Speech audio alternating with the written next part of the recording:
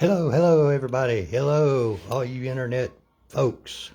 This is Mike from Mike's Magic Auto Detailing and Paint Enhancement, Paint Correction, Resto Detailing, whatever you want to call me, in Sharpsburg, Georgia. Kind of a poopy, rainy day here. Sally's out there. Oh boy, I thought I'd update you folks again with a video. Some of this stuff seems to show up better on video. Man, what have I done with all my stuff? Holy cow. What I've been doing this morning is going around and paint prepping this vehicle, which I do after every step.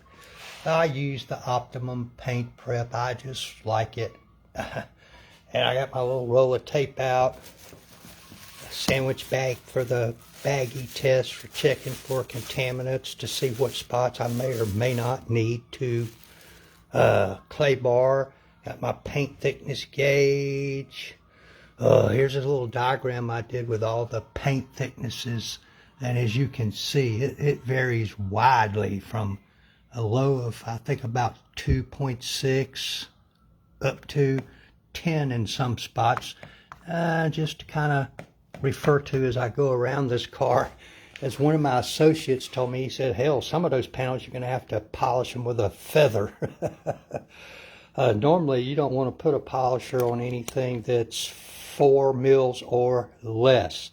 So therein lies a dilemma, and some of the more glaring defects I've been going around with the tape and marking them with the tape and labeling them. Like there's some rock chips right there. That's a deep scratch. I'm not sure it's going to come out, even though there's plenty of paint on this hood, which has been repainted. Hey, Mr. Clark. Oh boy, there's a defect right there. I'm not quite sure what that is. And over here we got touch up. More touch up, more touch up, more touch up, more touch up down there. Oh boy, oh boy, oh boy. This car's got touch up all over the place. You're going to want to be very careful around touch up paint. If you're not careful, you'll polish it right off the car. Of course, it's easily replaced, but holy moly. I don't know what I do with my inspection light. I'll have to use this headlamp, I guess. I think I left it in the house. These are all my towels for paint prepping. After I get through prepping a section, when I go to the next section, I'll flip it over so that I'm not putting what I picked up with this side back onto the next section. And after that, I'll fold it this away, and then I'll turn it inside out as I go around the vehicle. Because I'm trying to get all any soap residue, that sort of thing, that might be left on the vehicle after the strip wash yesterday off, so that when I start either clay barring or buffing, I'm not getting all that stuff in my pads. Gunk up the pads in a hurry. There's my paint thickness gauge, which will stay in my pocket as I move along here. Good boy. As you can see, now let me take this thing off of my head. This is my headlamp. Oh boy, oh boy, oh boy. I don't know if y'all can see those or not. I think you can see all the defects in this paint. Oh my, look at all that. Look at all that scratching, micro marring. Some of that's holograms from a rotary buffer. Pretty much the whole car is like that. And these A-pillars, which don't have a whole lot of paint on them, 2.6 mils as I noted. That means you are going to have to be very gentle. I'm going to walk in there and get my inspection light. I don't like being without my inspection light. Hold on. Sorry to bore you, Mr. Chris. I walked out and left it in the house. Oh my, you can see all my mess here. But all this to me is a critical step when you're preparing to do this sort of thing. Yeah, I got an extra inspection light. I'll just grab it out of the charger there, so that you kind of know what to expect as you move around this vehicle, Chris, because as I said, the paint thickness varies greatly from panel to panel to panel, and in some spots, like up here, it might be thick, and then down there it's very thin. All kinds of rock chips and stuff like that on those lower panels.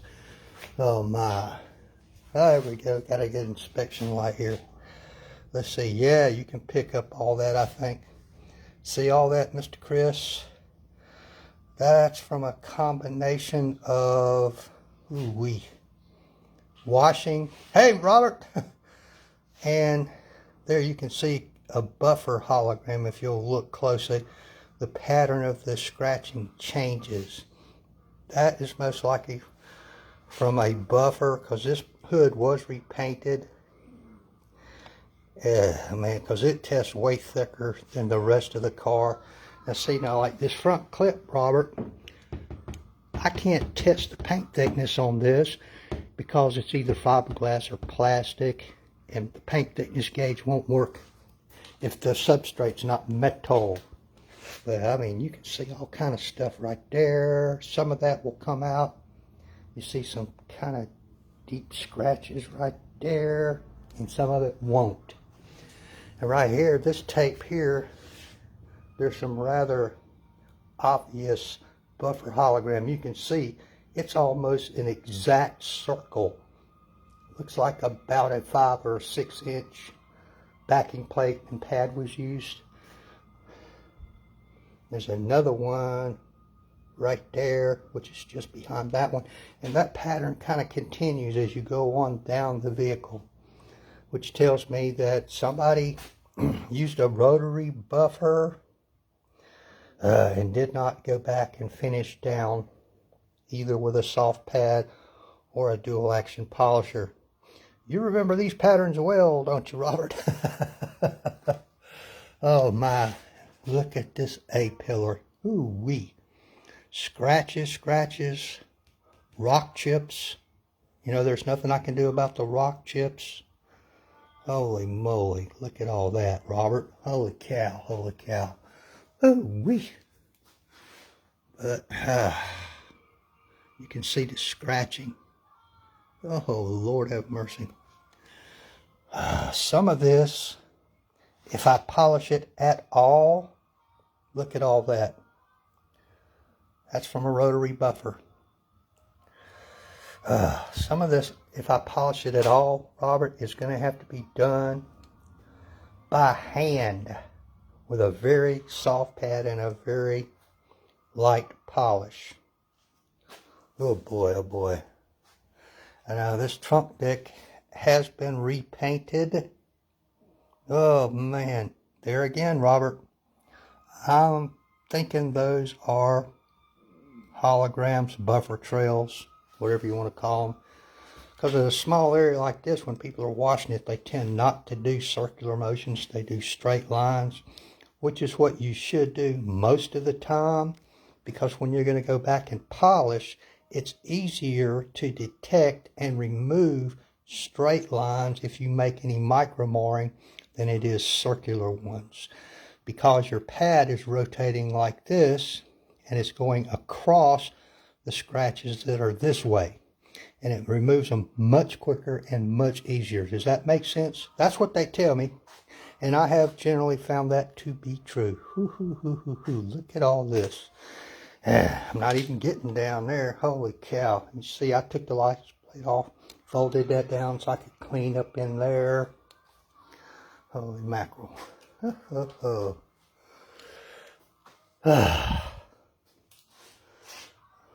Lots and lots of problems with this paint. And the biggest problem is the varying degrees of paint thickness in the car. And here I have a piece of tape marking some scratching up in there. Some of that's pretty bad, pretty thick. I can feel it with my fingernail.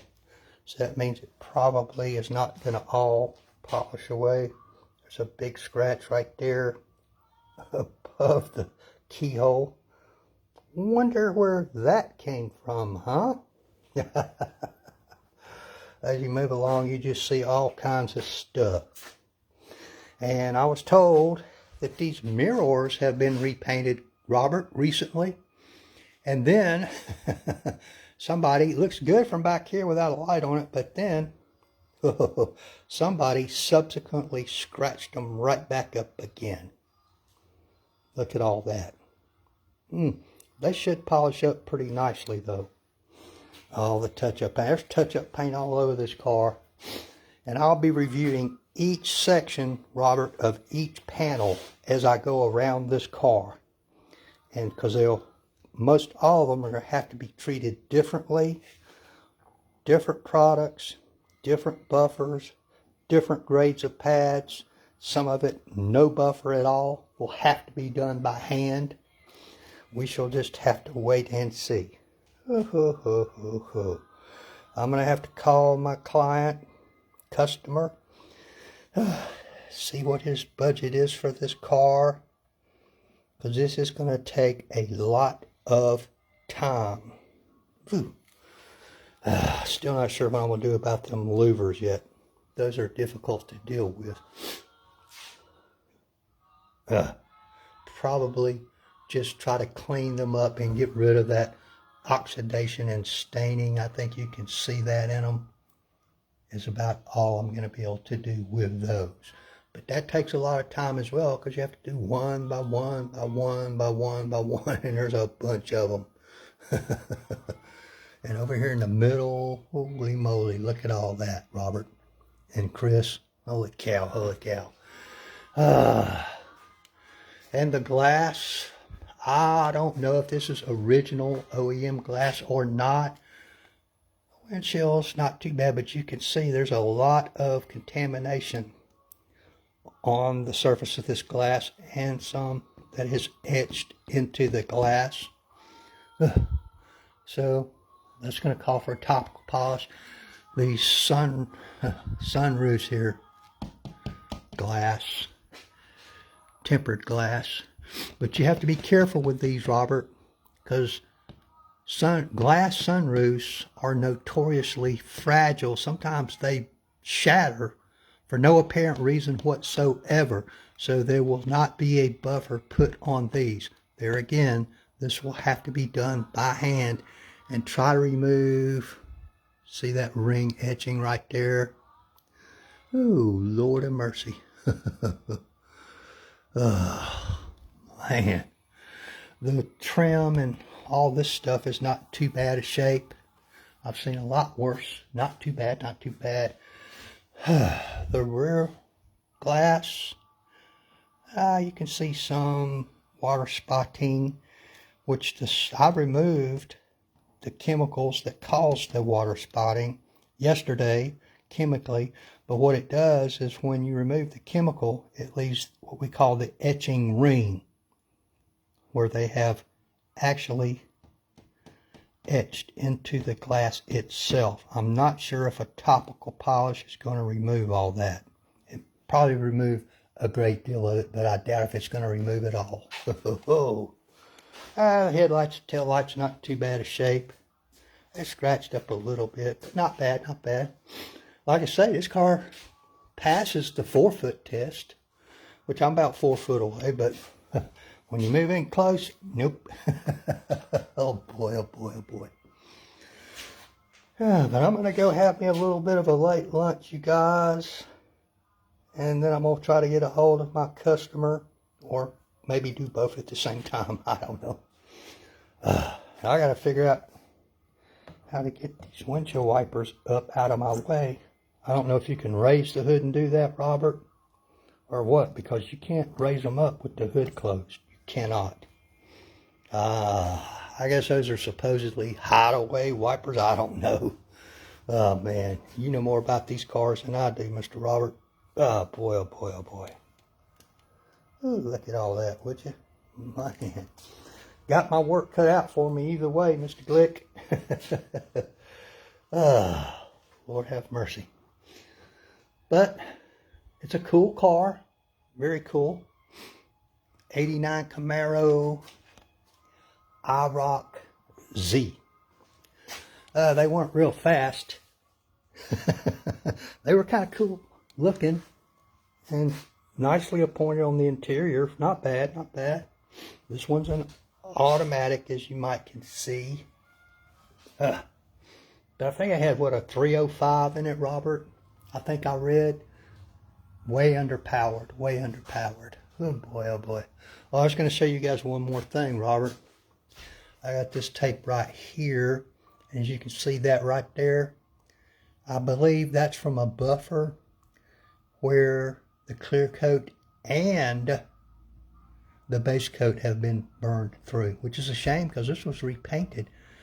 Somebody tilted their buffer up or did not tape off, which I'll be taping off all this stuff. All these character lines. You know me, Robert. Everything will be taped off.